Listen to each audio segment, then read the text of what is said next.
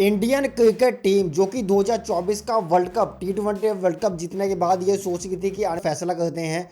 मुंबई की विकेट आमतौर पर देखी जाती है कि यहाँ पे बल्लेबाजी के लिए कंडीशंस काफ़ी ज़्यादा अच्छी होती हैं और लेटर ऑन जो है ड्यू आती है, जिसके कारण चेस करना काफ़ी ज़्यादा आसान हो जाता है। लेकिन जब पिच रिपोर्ट मैंने देखी जहाँ पे आकाश चोपड़ा मौजूद थे, हरभजन सिंह मौजूद थे, उन्होंने बताया कि इस विकेट के ऊपर घास छोड़ी गई है और घास छोड़ने का रीज़न ये है कि जो दो खिलाड़ी हैं दूसरी टीम में KKR के अंदर, सुनील नारायण और वरुण चक्रवर्ती, उनको निष्क्रिय करने की कोशिश की गई, क्योंकि ये जो दोनों स्पिनर्स थे ये लास्ट एडिशन के अंदर भी काफ़ी नुकसान पहुंचा चुके थे MI को।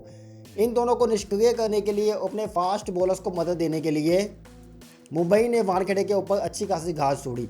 जब मैच स्टार्ट होता है तो मैच स्टार्ट होने के बाद ज़्यादा स्विंग नज़र नहीं आती, लेकिन ट्रेंट बोल्ट पहले ही ओवर में सुनील नारायण को बोल्ड कर देते हैं। दूसरे ओवर की पहली गेंद के ऊपर क्विंटन डिकॉक कैच आउट हो जाते हैं। उसके बाद एक साइडाई चलती है अंकुश रघुवंशी और अजिंक्य रहाणे के बीच में, और वहाँ पे लगता है कि अब शायद ये स्कोर को तेज़ी से आगे लेके जाएंगे, लेकिन वहाँ पे आता है पंजाब का लड़का Ashwini Kumar, wide off stump तक गेंद डालते हैं, अजिंक्य रहाणे कट लगाते हैं और तिलक वर्मा एक एक्सीलेंट कैच पकड़ते हैं। और उसके बाद जो है डाउनफॉल स्टार्ट होता है कोलकाता नाइट राइडर्स के लिए। उसके बाद बल्लेबाजी करने आते हैं वेंकटेश अय्यर। कुछ ज़्यादा उन्हें समझ आता नहीं है, जैसे तैसे पावर प्ले जो है ख़त्म होने से पहले ही, ठीक पहले दीपक चाहर जो है वो वेंकटेश अय्यर को विकेट के पीछे कैच करवा देते हैं। तो पावर प्ले खत्म होने के बाद जो इनका स्कोर था वो था 5.4 ओवर में 41 रन और 4 विकेट्स। तो यहाँ पे जो सिचुएशन थी काफ़ी ज़्यादा खतरनाक थी। उसके बाद अंकुश रघुवंशी आउट होते हैं हार्दिक पांड्या गेंद के ऊपर, जो कि एक बाउंसर गेंद, जो स्लोअर बाउंसर हार्दिक पांड्या डालते हैं और पीछे फिल्टर रख के वो अमूमन कैच करवाना चाहते हैं बल्लेबाज को, और उसमें वो कामयाब होते हैं। इसके बाद हमें देखने को मिलते हैं रिंकू सिंह के बाद as a impact player Manish Pandey को टीम के अंदर लेके आ जाता है और मनीष पांडे विघ्नेश पुथुर को छक्का लगा के अपना खाता खोलते हैं। उस टाइम पे ऐसा लगा कि शायद रिंकू सिंह और मनीष पांडे अब इस पारी को आगे लेके जाएंगे, क्योंकि ऑलमोस्ट 5 खिलाड़ी आउट हो चुके थे और जो टीम का स्कोर था वो था 45। अब यहाँ से एक अच्छी साइडाई चाहिए थी KKR को। कहीं ना कहीं मुंबई यहाँ पे थोड़ी डील देता है कि चलिए आप थोड़े से रन्स बना लीजिए, क्योंकि यहाँ पे ना तो अश्विनी कुमार गेंदबाजी करने आते हैं, ना तो ट्रेंट बोल्ट आते हैं, ना दीपक चाहर आते हैं, ना ही हार्दिक पांड्या खुद आते हैं। यहाँ पे मिच सेंटनर और दूसरी साइड से जो है विघ्नेश पुथुर को गेंदबाजी थमाई जाती है।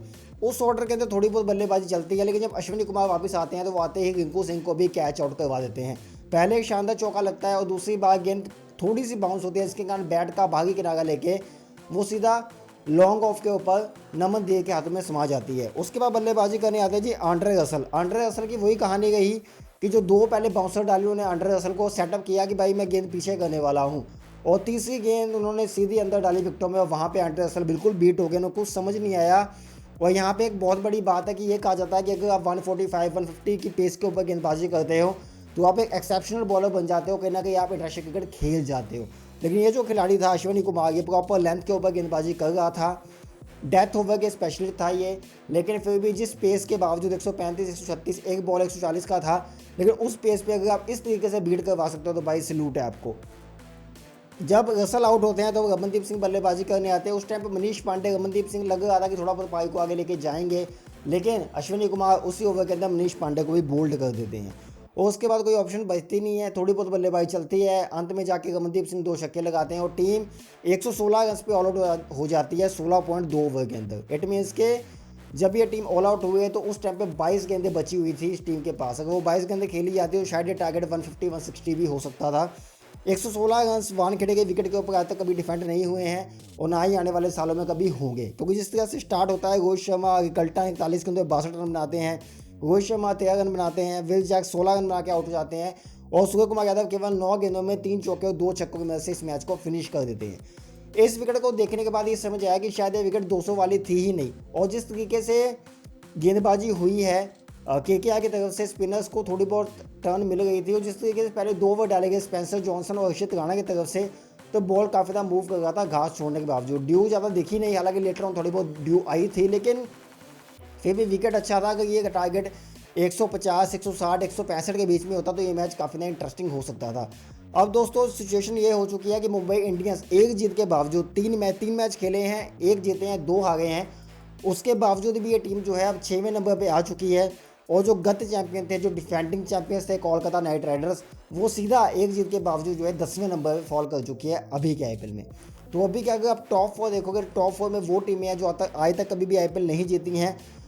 तो इस बार का आईपीएल भाई किस तरफ जाने वाला है कुछ भी समझ नहीं आ रहा, और किस तरीके से टीम्स खेल गई हैं, क्योंकि हर मैच 200 वाला नहीं बन पाएगा।